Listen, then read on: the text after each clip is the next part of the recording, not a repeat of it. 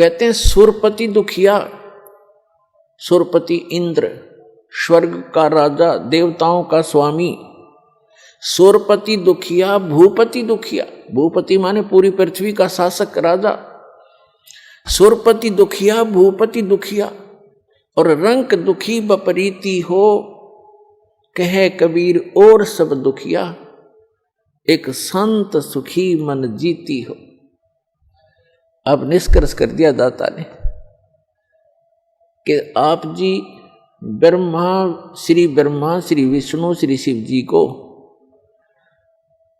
एक supreme power मानकर इनकी आराधना कर रहे हो, और इनसे हटकर कोई कहना सुनाना चाहता है तो आप जी बिल्कुल सुनना नहीं चाहते।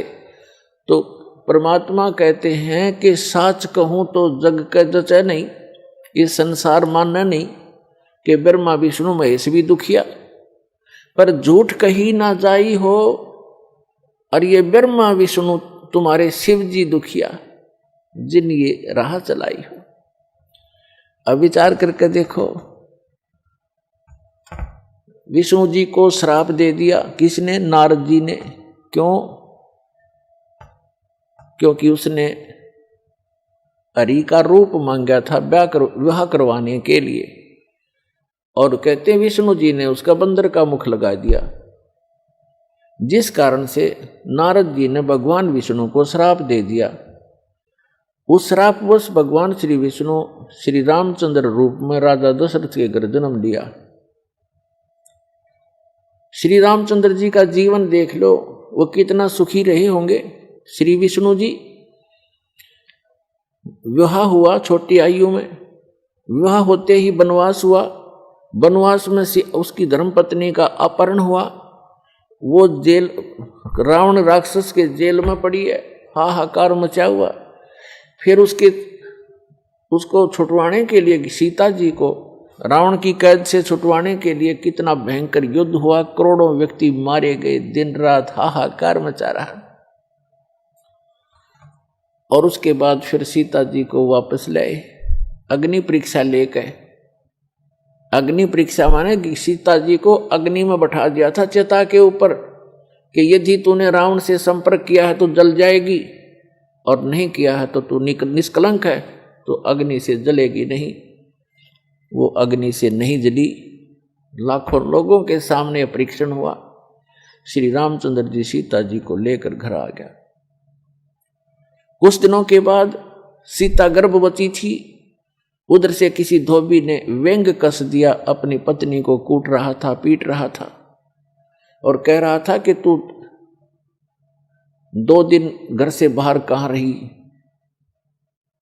मैं इस दशरथ पुत्र रामचंद्र जैसा नहीं हूं कि उसकी पत्नी रावण के पास रही 12-10 वर्ष तक और उसको आज घर रखे हुए है, मैं उस जैसा नहीं हूं।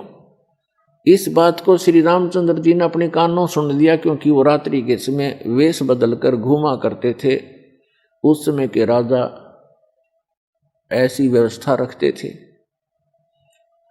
इस बात को सुनकर के दुनिया में मैं क्या मुंह दिखाऊंगा, मेरे ऊपर उंगली कसी जाती है, टॉन्ट कसे जाते हैं।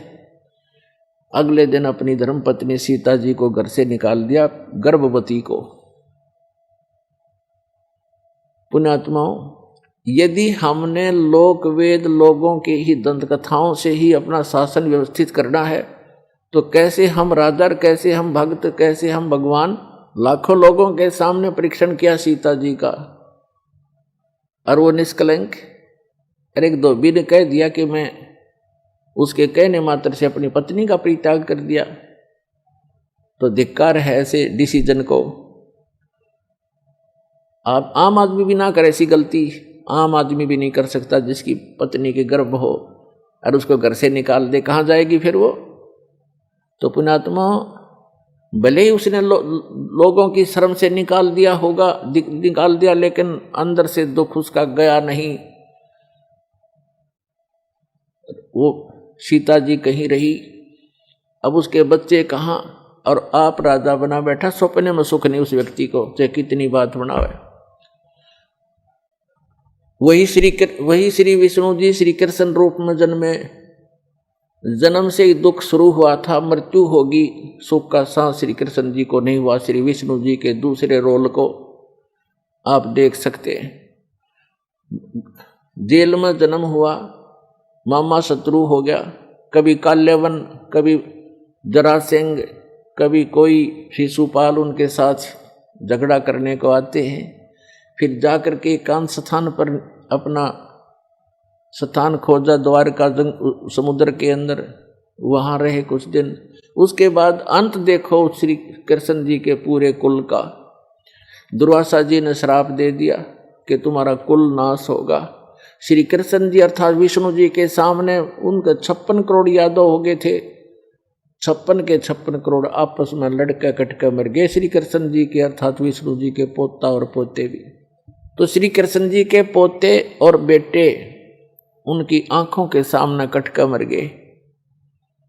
तो यहां परमात्मा कहते हैं, साच कहूं तो जग नहीं माने और झूठ कही ना जाई हो। ये ब्रह्मा विष्णु महेश्वर दुखिया जिन ये राह चलाई हो। फिर कहते हैं कि सुरपति दुखिया, भूपति दुखिया और रंक दुखी बपरीती हो। सुरपति देवताओं का राजा इंद्र दुखी। इंद्र की कहानी आप पढ़ कर देखो पुराणों के अंदर। एक बार राक्षसों का और देवताओं का युद्ध हो गया, राक्षस विजयी हो गए। इंद्र भाग गया, गद्दी छोड़कर जंगलों में छुप गया, कोई वर्षों तक भूखा प्यासा पड़ा रहा, खा के वह सुख। और इंद्र की मृत्यु के उपरांत उस राज को भोग करिए, राजा चाहे स्वर्ग का हो चाहे पृथ्वी का हो, अगला जन्म उसका गधे से शुरू होता है। तो बाढ़ में जाओ ऐसा राज जो अगले जन्म में गधा बने। तो हम बिना ज्ञान के इस झूठे सुख को सुख मानकर अपना जीवन नाश कर रहे हैं। अब इसको सफल करो पुण्यात्माओं। हमें विकल्प प्राप्त हुआ, अभी तक इसका विकल्प नहीं था। कोशिश करके भी हम काल के जाल से नहीं निकल पा रहे थे। अब क्या बताते हैं परमात्मा के सुरपति दुखिया, भूपति दुखिया, रंक दुखी बपरीती हो। ये रंक यानी निर्धन व्यक्ति तो स्वाभाविक दुखी होता है, उस पर तो सभी दुख विद्यमान होते हैं। अब क्या बताते हैं कि कहे कबीर और सब दुखिया, एक संत सुखी मन जीती हो।